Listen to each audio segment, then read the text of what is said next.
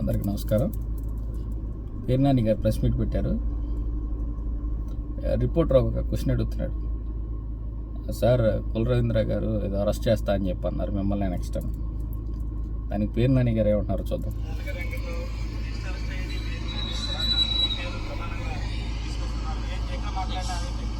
మీరు ఎవరో పేరు చెప్పారు,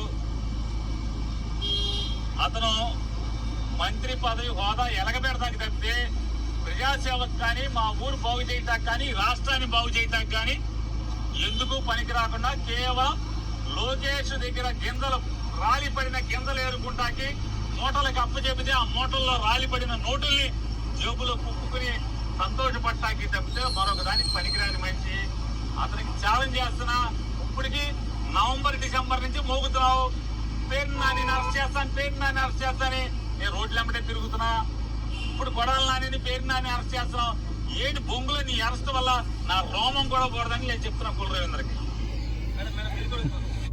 పేర్నాని గారు తర్వాత వారి ఫ్యామిలీ అంతా కూడా, నేను అదే రోజున పుష్ప సినిమాకి వెళ్ళాను.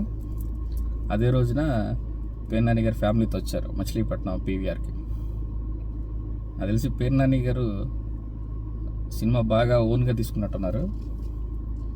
ఏదైనా ఒకటి చెప్పాలంటే, ప్రతిపక్ష పార్టీలో ఉండి పేర్నాని గారు మా అన్న ఈ విధంగా సవాల్ ఇసిరాడంటే అది మామూలు విషయం కాదు.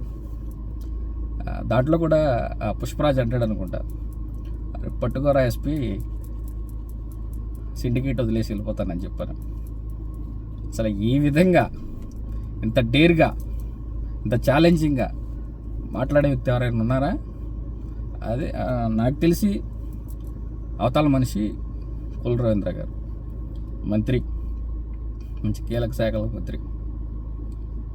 ఈ రోజున పేర్నాని గారు మరి మా అన్న ఈ విధంగా ఛాలెంజ్ చేసినందుకైతే నేనైతేనా అదే కుల రవీంద్ర గారి ప్లేస్లో ఉంటే మంత్రి అవసరంలా, ఎమ్మెల్యేగా ఉన్న ఎస్పీని డిఎస్పీని ఇంటికి పిలిచి ఏదో ఒక కేసు పెట్టి లోపలేసేయండి అని చెప్పని ఒక రోజన్నా కూర్చోబెట్టేసేవాడిని.